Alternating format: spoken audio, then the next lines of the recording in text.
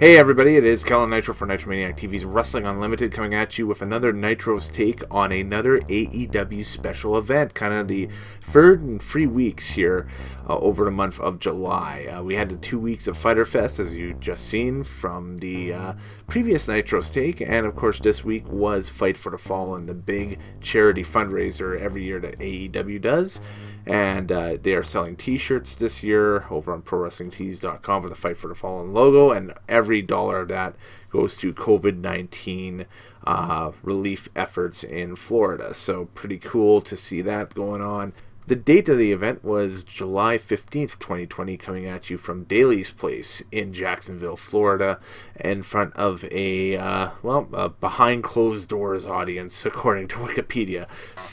But it was broadcasted nationwide and worldwide, actually, all throughout the various AEW television partners, including TSN up here in Canada. That's how I caught it. It was also streamed on Fight TV, and over in the States, its originating broadcaster, TNT. So 5-match card, we'll go through the highlights, in my opinion, of the card here. The show opens with JR, Taz, and Excalibur welcoming us. No Tony. Tony's out for COVID testing this week, so Taz is taking over Tony's spot for the first hour, and then, of course, to keep the storyline going and that stuff, he's going to vacate his seat for the second hour, and we will get Chris Jericho as the color commentator for the rest of the program that night. The TNT Championship was the opening contest this week on Dynamite, and for Fight for the Fallen this year for 2020, Cody taking on Sonny Kiss, which was a very interesting selection, a very controversial selection in the eyes of some people. Well, a very controversial selection to the wrong type of people. If you watch Twitter and all the garbage coming off of that after the match was announced, Sonny Kiss more than deserving of the shot. I think that the character is such an icon in the LGBTQ community. It gives that cross-section of people a character that they can latch on to and cheer for, and is also another up-and-coming young babyface as well on the roster. The tag team with him and Joey Janela have been phenomenal, so I had absolutely no problem, and in fact was looking forward to this match. This was one of my favorites. I was kind of blown away that it was the opening contest on the card, but for the TNT Championship, this was really good. AEW making a statement with this match. I love it. Yes, absolutely. Sonny Kiss walks out. The Jacksonville Jags cheer team, I forget the exact name of the cheer team itself, but members of that cheer team escorted Kiss to the ramp and did an awesome dance number that looked like halftime at the Super Bowl. It was really cool. Cody starts hot and tries to get some heel heat prior to a near fall with a disaster kick. Arn Anderson trying to calm Cody down at ringside shortly thereafter, and Kiss though turns up the heat.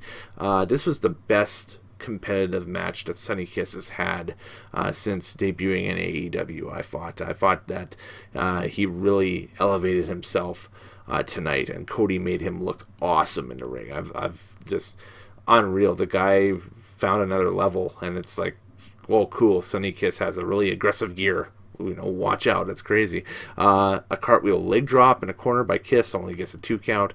Very unorthodox offense. He kind of reminds me of Too Cold Scorpio a little bit back in the 90s, if you're looking for a like athlete almost. Kind of a cross between Rob Van Dam and Too Cold Scorpio a little bit, with the unorthodox offense a little bit of innovation with his offense, which is really cool. Sonny Kiss actually hits Cody Rhodes' finisher to Crossroads for only a 2 count, and then a 450 splash with a 2 count again by Kiss. The battle goes to the outside and is quickly turned towards Cody's favor a little bit as Cody uses some dirty tactics on the outside and hits an Alabama slam on Sonny Kiss. Rolls Sonny into the ring, but Sonny's too close to the ropes, and so Cody only gets a 2 count. Arn is ballistic at ringside because, this is building up great drama. This is the most vulnerable Cody has looked as TNT champion so far. Cody hits a Crossroads off of a discus lariat attempt by Kiss for a 1-2-3. And that match was 10:45. So again, Sunny Kiss looked phenomenal. I would love to see a rematch between the two of these guys for sure. And Cody, the most vulnerable he's looked at champions, or as champion, since winning the TNT belt. So kudos to some great creative and an awesome opening segment. It was phenomenal. Here we go. Lucha Bros versus FTR. The Lucha Bros still have FTR's truck. If you dig tag team wrestling, this one is for you. The finish of the match, Dax Hardwood throws Rey Fenix into the ropes. Fenix jumps back, and this was an awesome match here for the length of it. It was 13:25, and just double team maneuvers all across the board. FTR doing that old school, late 80s Crockett style of pro wrestling, and clashing with the modern 2010s, 2020s lucha style that the Lucha Bros bring to the ring was phenomenal. But the finish, again, Rey Fenix did this a couple times during the match where he get whipped into the ropes and do a little almost 619 type maneuver around the top and the middle rope, come back and hit Dax Hardwood with like a karate kick. And so he did that once. And so on the second attempt, shoots him in. Phoenix does the 619, comes out, tries to hit the kick. Hardwood catches the foot, turns him around, spins him, and grabs Phoenix's mask, ripping off Rey Phoenix's mask. And of course, he hides his identity immediately. And Hardwood goes for a small package, gets the 1-2 and then post-match, Butcher and the Blade are taunting FTR with the truck keys. But the Bucks super kick them. Kenny Omega comes out, offers some beer, and it's dumped on his head. So the situation between the Elite and FTR kind of continues here a little bit, and it seems as though Omega might be getting a slightly bit unhinged here as the show goes on. More on that later. Chris Jericho hits ringside, has a statement for everybody. The inner circle with him is in the ring with... Let's try this again. Chris Jericho hits ringside. He has a statement, has the inner circle with them. Jericho says no rematch between him and Orange Cassidy. And the Jacksonville Jaguar football players that are kind of assembled in different parts of Daly's place as kind of the live audience start doing a chant going, "He's scared. He's scared," like that. Really cool. They did it better than I could. So Orange Cassidy walks out. Jericho says that Cassidy doesn't have what it takes.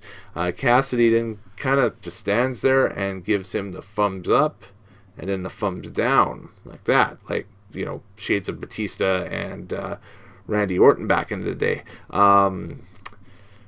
We've kind of wondered, okay, what's he doing? And then the juice.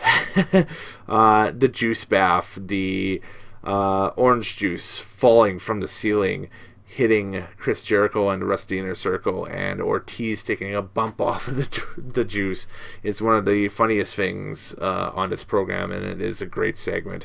Awesome creative. Go to the commercial and come back, and Jericho joins commentary because he was scheduled to in the second hour to take over from Taz. He is just soaked with orange juice. This was a great segment. Loved it. 5 stars. Loved it. It continues to... It was a comedic segment, but it was really good. Jurassic Express versus the Elite. Between Jericho bathed in OJ and Omega bathed in beer, ringside must have smelled like a beer mosa. Yeah, I would say so. The match starts between these 6 individuals and Marco Stunt and Kenny Omega going one-on-one. That's an interesting contest, and it looks like that there might be something building off of them here in the future. We'll wait and see off the end of this match. Excellent showcase from both teams. Marco Stunt flossing outside of the ring, and Nick Jackson just goes and doesn't really super kick, but on the apron just punts Marco Stunt across the head. We cut to the back, and Hangman Page is watching at the bar someplace in Daly's place as FTR shows up and grabs some drinks to sit down. So again, is there collusion? Are they trying to is there respect between FTR and the Bucks? Are they just trying to lull the Bucks into a false sense of security? What's their relationship with the champions? Stuff like that. The Extinction event finish by Jurassic Express on Omega only lands a 2 count. The finish of the match, though, V-Trigger and One Winged Angel attempt by Omega on Marco Stunt lands a 1-2 Post-match, Omega with a beatdown on Marco Stunt. Keeps feeding shots even after the bell, and then both sides separate the individuals, and they get Marco out of there, and the Bucks are like, what's going on? What's up with you, Kenny? And Kenny's like, hey, I was just, match, got carried away a little bit, whatever. But I think we may have started seeing kind of the turn to the heel side here, a little bit of Kenny. Everybody thought that out of the tag team champions, that Hangman, Adam Page, would be the guy that would slowly start to turn. But now it's looking more like Kenny might be the guy, so... Backstage promo, Alex Marvez has Hikaru Shida, the AEW Women's Champion. Shida says she is always ready for Nyla Rose.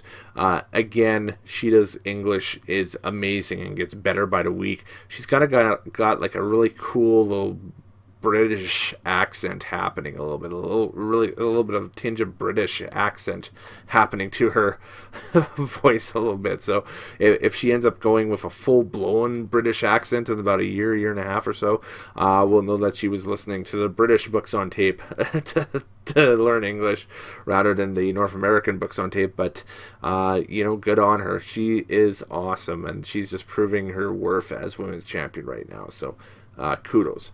We come back from commercial. Jon Moxley is at the airport, but cuts an amazing, incredible promo saying he's in town. He's ready for Brian Cage tonight. He's going to target the left arm in the title match.